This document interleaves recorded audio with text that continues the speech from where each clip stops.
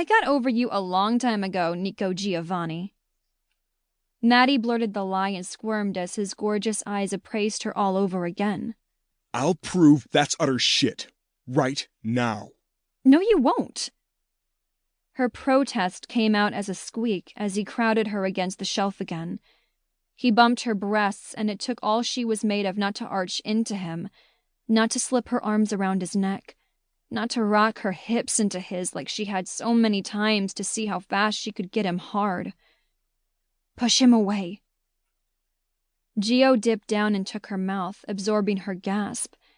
He coaxed her to open with a mere press of his tongue against her lips. Maddie let him in, thrusting hers against his as he plastered her to his chest and slanted to deepen the kiss. She didn't resist him. She couldn't. It'd always been this way with Gio. She was a puddle with the tiniest brush of his mouth over hers. His big hands claimed the small of her back and her ass, flattening her breasts into him and urging her hips flush to his.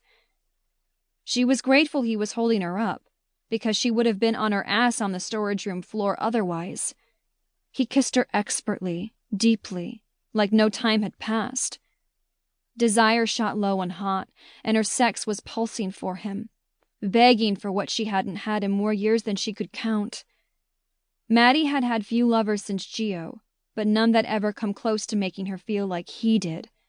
And her body remembered, wanted, seared for more. Oh, God, Maddie.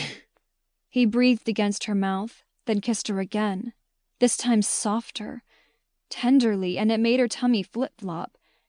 It also snapped her back into her own skin. She couldn't deal with the appearance of emotion from him. He didn't really give a shit about her. She shoved him away and raised her arm for a slap. Gio caught her wrist when her palm was less than an inch from his too handsome for his own good face. He smirked. She'd expected shock or anger that she'd been about to hit him, but the humor on that kiss-swollen mouth made Maddie want to shoot him, or at least glue her knees to his balls. He was so damn sexy. Even when she wanted to maim him, she could see it. She wanted him. Damn it. You still want me, Madison Granger. Deny it all you want with words. But your body screams louder. He still held her wrist in a tight grip, but Gio wasn't hurting her. He panted as hard as she did. She cursed him to hell and back, but she couldn't say it aloud. Let me go. She was finally able to growl, but her chest heaved as she fought for normal respiration. Or I'll kick your favorite body part. He chuckled, and damn if his grin didn't make her burn for him even more.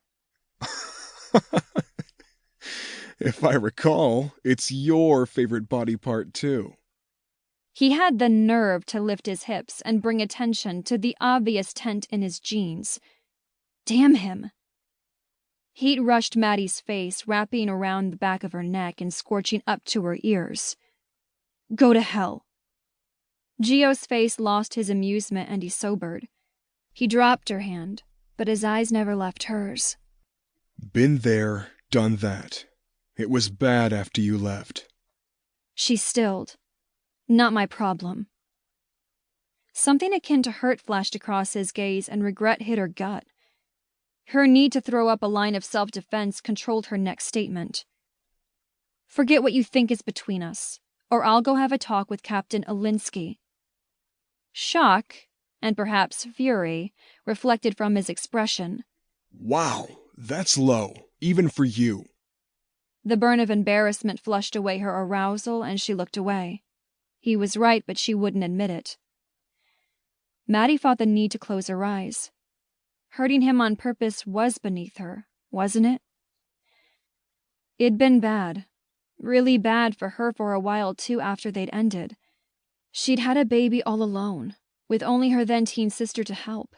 As much as she loved Jamie, her sibling was no replacement for the man she'd been missing so much she'd been destroyed inside. The man before her now. The man she couldn't go down that path with again. There was more than just her now. She had Jake to think about.